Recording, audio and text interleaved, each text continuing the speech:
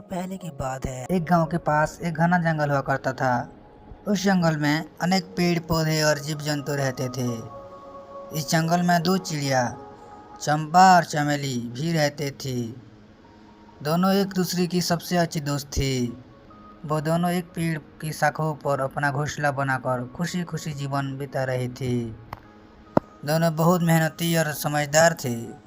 जंगल के अन्य पक्षियों और जानवरों के बीच भी उनकी दोस्ती एकता की मिसाल दी जाती थी।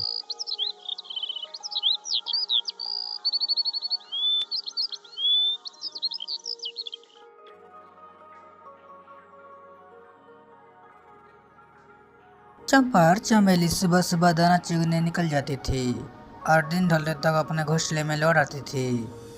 वो जंगल के हर कोने से दाने और फल इकट्ठा करती और अपने घोंसले में सहेज कर रखती। वो हमेशा मिलजुल कर काम करती और किसी भी मुश्किल समय का सामना एक साथ करते थे। उनकी इस संगीत और मेहनत से उनका जीवन आराम से कट रहा था।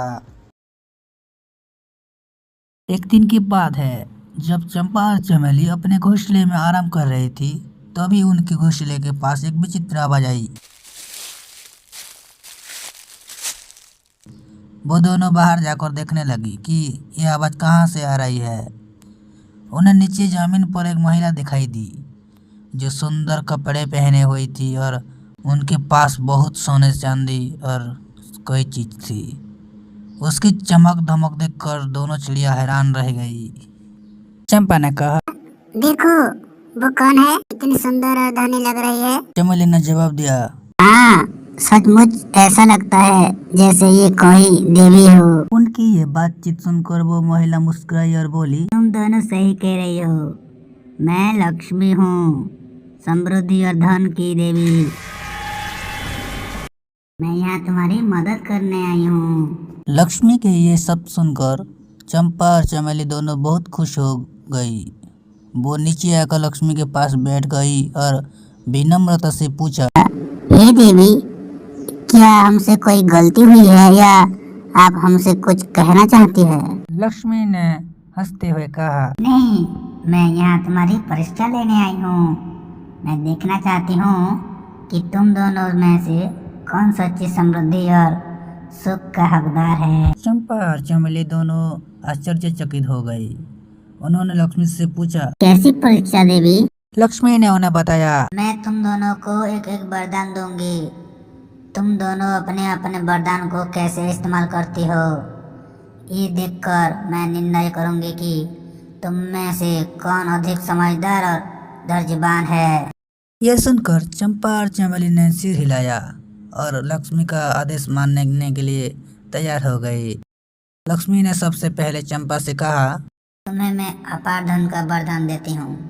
तुम्हारे पास इतना सोना चांदी और रत्न होंगे कि तुम्हारी सारी इच्छाएं पूरी हो सकेंगी। ये सुनकर चंपा बहुत खुश हो गई। उसे तुरंत सोने की एक बड़ी थाली प्राप्त हो गई। उसकी आंखें खुशी से चमक उठी। उसने लक्ष्मी का धन्यवाद किया और वो थाली अपने घोंसले में रख कर बैठ गई। फिर से लक्ष्मी ने चमेली की ओर रुख किया और बोली, तुम्हें मैं संतोष और धैर्य का वरदान देती हूँ।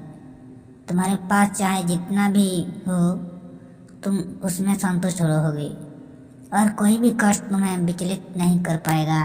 चमेली ने सिर झुकाकर लक्ष्मी का धन्यवाद किया और अपने वरदान को स्वीकार कर लिया।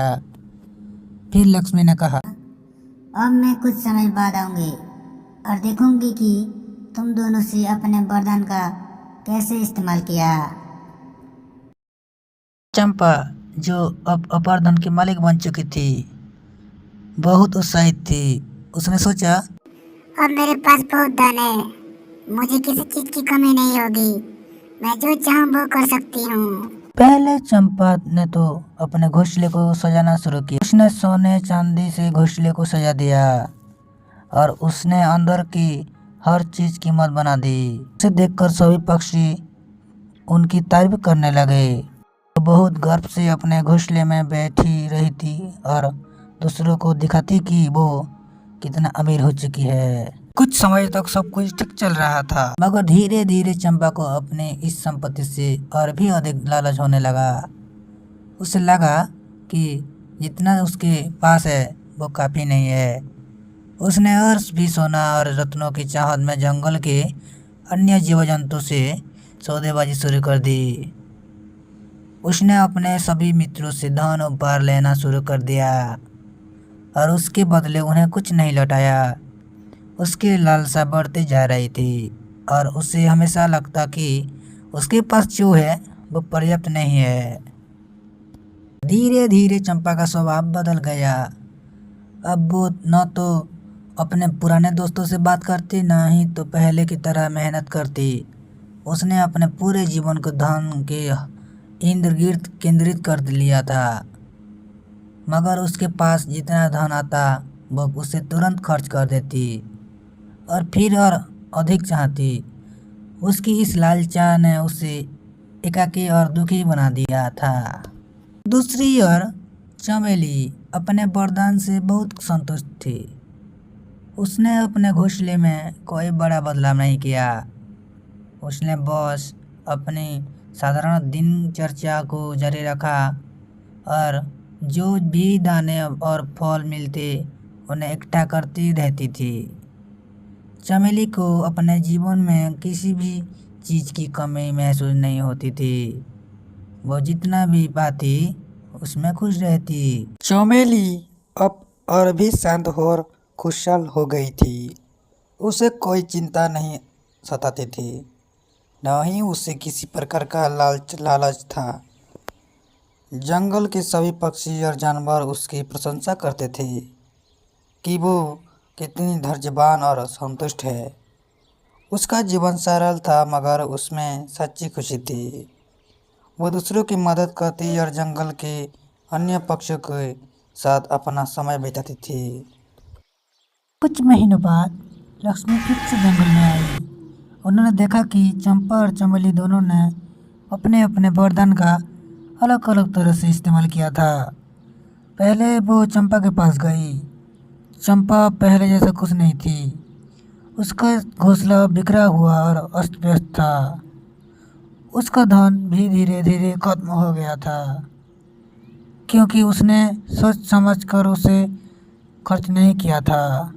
उसकी आंखों में अब वो चमक नहीं थी जो पहले थी।